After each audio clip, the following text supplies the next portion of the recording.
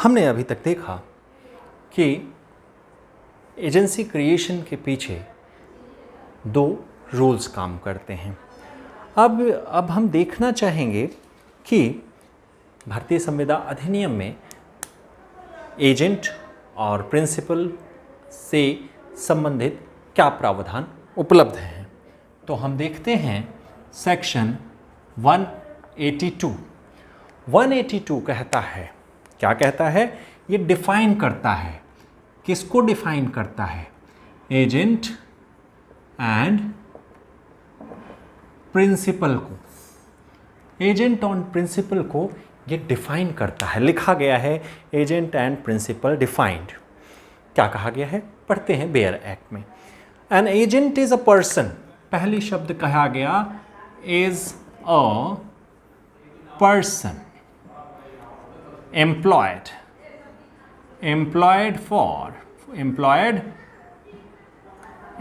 क्यों एम्प्लॉय किया गया भाई? Employed to do any act for another. यहां देखिए, an agent is a person employed to do, पहली चीज यहां ध्यान रखिएगा, एम्प्लॉय क्यों किया गया एजेंट को? To do any act for another, किसी अन्य के लिए कार्य करने के लिए, कोई कार्य, एनी एक्ट लिखा है। इस बात को ध्यान में रखना है, इस पर हम थोड़ा डिस्कस करेंगे। To do any act for another और टू रिप्रेजेंट, दूसरा काम कह रहा है और to represent. Or to represent किसको रिप्रेजेंट करेगा? आर टू रिप्रेजेंट अनदर, यही अनदर आदमी जो ये वाला है ना, ये अनदर, यही वाला another, or to represent another, इसी अनदर जिसने उसको नियुक्त किया है। कॉमन सेंस में यही समझिएगा कि जिसने उसको नियुक्त किया है वही अनदर पर्सन है। Or to represent another for what? In dealing with third person. ध्यान दीजिएगा, थर्ड पर्सन, तीसरे व्यक्ति के साथ, थर्ड पर्सन के साथ डीलिंग, संव्यवहार करने में ये संव्यवहार करेगा। ये एजेंट जो है वो संव्यवहार करेगा किसके प्रतिनिधि के रूप में? इस अनदर पर्सन के रूप में, इस अनदर पर्सन के प्रतिनिधि के रूप में। तो इसका क्या आशय निकल के आ रहा है? एक ऐसा व्यक्ति जिसको नियोजित किया गया हो कोई भी कार्य करने के लिए, किसी व्यक्ति के लिए, या किसी व्यक्ति का प्रतिनिधित्व करने के लिए तीसरे पक्षकारों के संव्यवहार में। अगर तीसरे पक्षकार के साथ कोई संव्यवहार किया जा रहा है तो वहां ये उस अन्य व्यक्ति को रिप्रेजेंट करेगा, उसका प्रतिनिधित्व करेगा, उसकी तरफ से तीसरे पक्षकार से संव्यवहार करेगा। ऐसा व्यक्ति एजेंट होता है। तो ध्यान देने वाली चीज है कि क्या यहाँ पे जो हमको मिल रहा है दो कार्य, टू डू एनी एक्ट। अब देखिए, टू डू एनी एक्ट को मैंने कहा था, थोड़ा ध्यान में रखिए। ये to do any any act को आप पकड़िए, कितना ब्रॉडर एस्पेक्ट है ना, ब्रॉडर एस्पेक्ट, कुछ भी काम करने के लिए। ध्यान दीजिए कि हमारे घर में अगर कोई नौकर काम कर रहा है, मैंने अपने ड्राइवर को रखा हुआ है, कोई मजदूर से हम काम करा रहे हैं खेत में, कारखाने में, तो ये तो इस वाले कैटेगरी में आ जाएंगे ना, to do any act for another. आ जाएंगे कि नहीं आएंगे? आएंगे। अगर इसके हिसाब से तो आना चाहिए, लेकिन नहीं आएंगे। ये लोग ऐसे व्यक्ति जो हमारा घरेलू कार्य करने के लिए नौकर के रूप में हैं, मजदूर के रूप में हैं, ये सब एजेंट नहीं होंगे। एजेंट तब कौन होगा? ऐसा व्यक्ति जो थर्ड पर्सन के साथ काम करने के लिए, संव्यवहार करने के लिए हमें रिप्रेजेंट करे। अभी मैंने पहले बताया था कि उस मेरे को रिप्रेजेंट करते हुए उस थर्ड पर्सन से मेरे कॉन्ट्रैक्चुअल लीगल रिलेशंस क्रिएट करे, या कहें कॉन्ट्रैक्चुअल रिलेशन क्रिएट करे, वो होता है एजेंट। तो मैं आपको बताऊं कि एक केस आता है, केस लॉ है, जहां पे इस चीज को बहुत स्पष्ट रूप से कहा गया है कि कृष्णा वर्सेस गणपति का मामला है। कृष्णा वर्सेस गणपति का मामला है, ये मद्रास हाई कोर्ट का मामला है। इसमें कहा जाता है कि every person who acts for another is not an agent. हर व्यक्ति जो किसी के लिए कार्य करता है वो एजेंट नहीं हो जाता। ठीक जैसे कि हमारे घरेलू नौकर, हमारे कारखाने में मजदूर जो काम करते हैं, उसमें बड़ा अच्छा उदाहरण दिया है कि हम अगर बाहर जाते हैं घर के तो जूता पॉलिश करने वाला व्यक्ति वो भी तो काम ही कर रहा है, but they all are not treated as agent.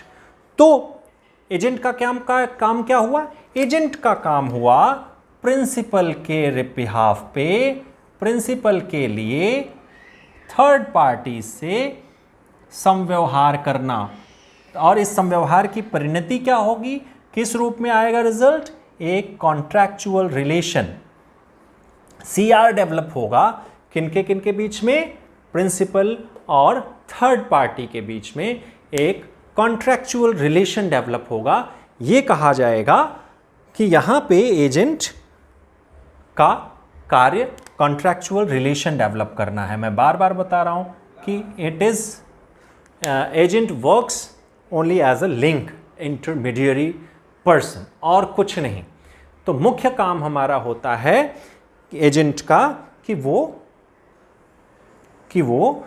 एक लिंक के रूप में प्रिंसिपल के लिए थर्ड पार्टी से समव्यवहार करे और प्रिंसिपल को रिप्रेजेंट करते हुए इन दोनों में कॉन्ट्रैक्चुअल रिलेशन डेवलप करे। तो यहाँ तक बात आपको समझ में आनी चाहिए।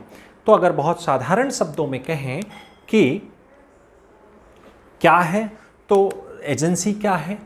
एजेंसी क्या है? तो मालिक व अभिकर्ता का संबंध, मालिक व अभिकर्ता जिसको एजेंट कहेंगे, अभिकर्ता का संबंध, relation of principal and agent is called what? Agency, right? Agency कही जाती है इसी बात को जो मालिक, प्रिंसिपल और एजेंट का रिलेशन होता है।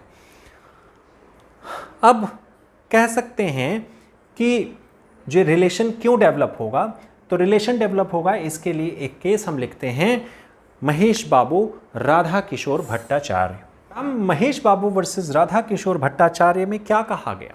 इसमें कहा गया मालिक जो प्रिंसिपल होता है वो अपने एजेंट को ऐसी शक्ति देता है कि वह मालिक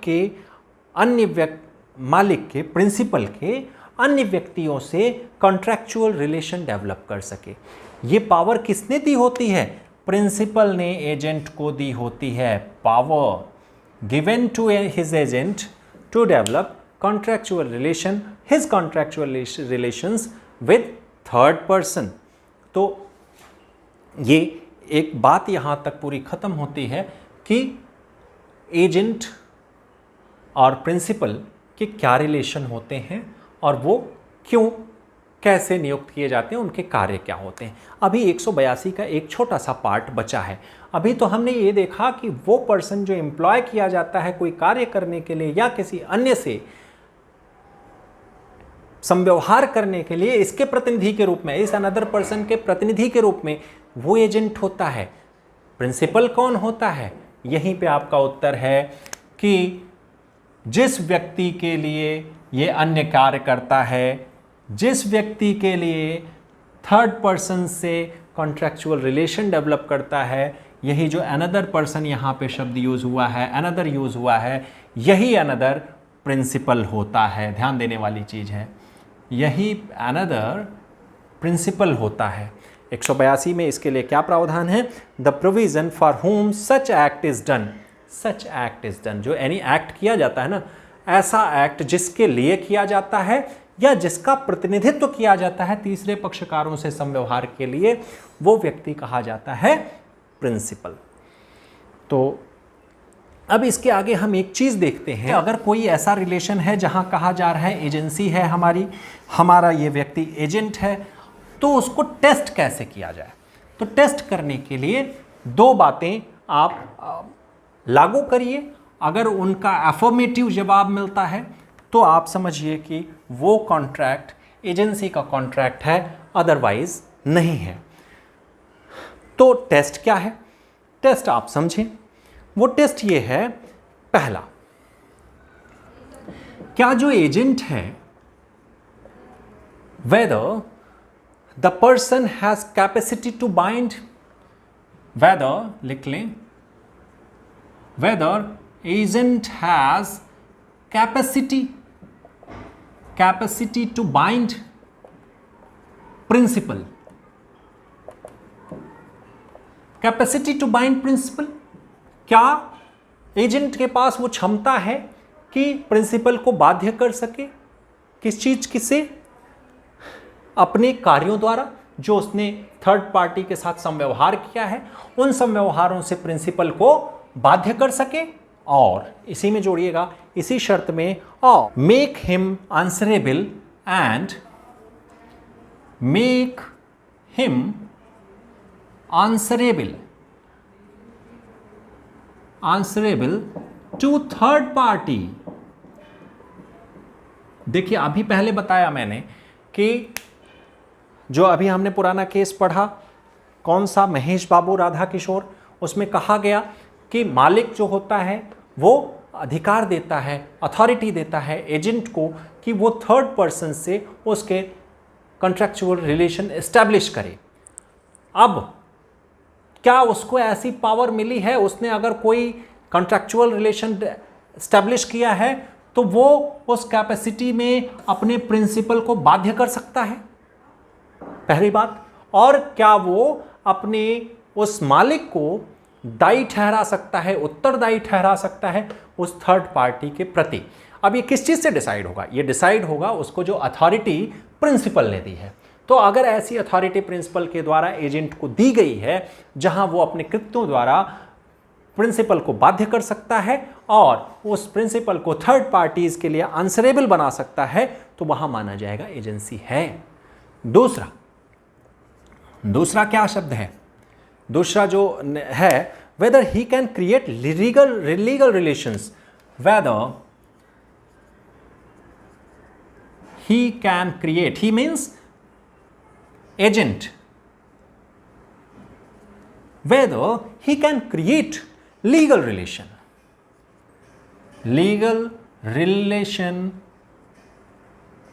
between principal and third party,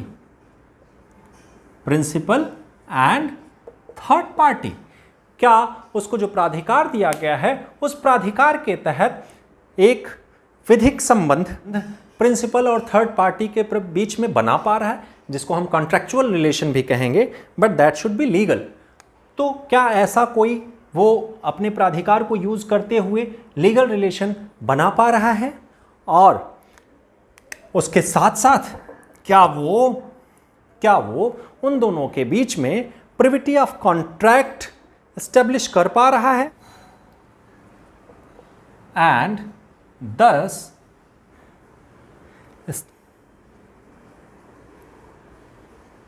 privity of contract आप पढ़ चुके हैं। Privity of contract between them. तो यहां क्या बात आ रही है? वेदर क्या वो ऐसे लीगल रिलेशन, कोई एक लीगल रिलेशन कॉन्ट्रैक्चुअल रिलेशन के रूप में प्रिंसिपल और थर्ड पार्टी के बीच में अपने प्राधिकार को, अपने अथॉरिटी को, अपने राइट्स को जो कि उसको प्रिंसिपल के द्वारा दी गई हैं उनको यूज करते हुए दोनों के बीच में कोई ऐसा लीगल रिलेशन बना पा रहा है जिसके कारण, उन लीगल रिलेशन के कारण दोनों में प्रिविटी ऑफ कॉन्ट्रैक्ट आप पढ़ चुके हैं। प्रिविटी ऑफ कॉन्ट्रैक्ट की स्थापना कर सके? क्या ऐसा, अगर ये दोनों बातों का जवाब किसी संबंधों में यस में आता है तो आप समझिए वहां एजेंसी का क्रिएशन हुआ है, वहां एजेंसी का कॉन्ट्रैक्ट है, अदरवाइज नहीं। तो टेस्ट ऑफ एजेंसी की जरूरत क्यों पड़ती है? टेस्ट ऑफ एजेंसी की जरूरत इसलिए पड़ती है कि कभी कभी भले ही अभिकरण का संविदा शब्द यूज किया गया हो, अभिकर्ता शब्द यूज किया गया हो, लेकिन वहाँ पे वास्तविक जो कार्य होते हैं वो ऐसे नहीं होते कि उनको एजेंट का कार्य कहा जा सके।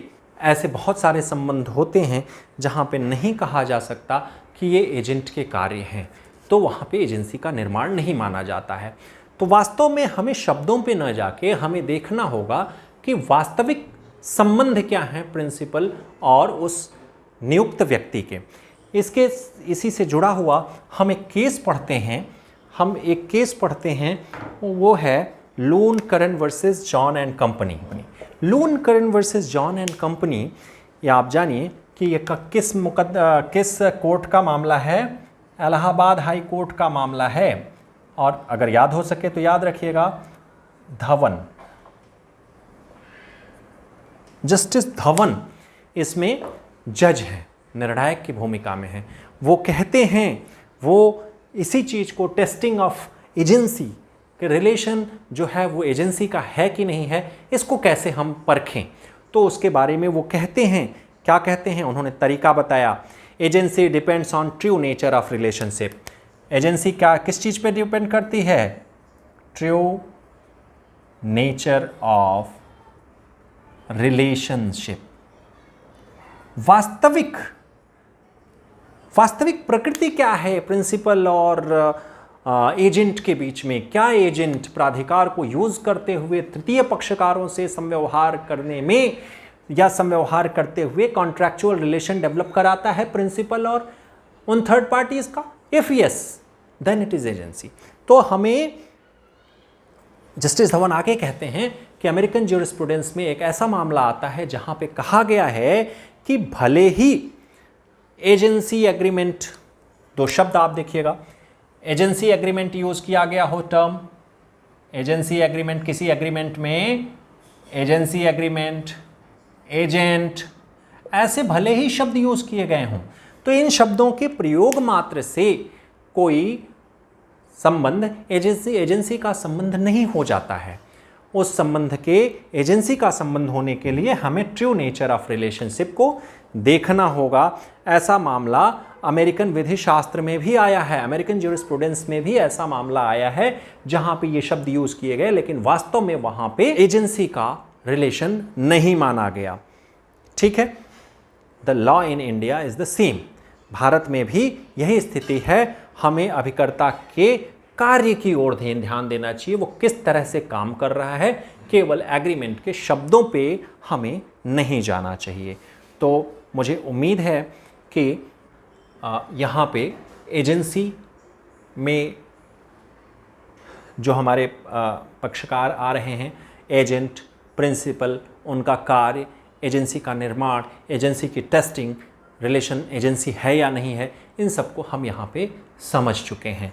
अब हम आगे बात करेंगे नेक्स्ट क्लास में कि एसेंशियल्स ऑफ वैलिड एजेंसी क्या होती है।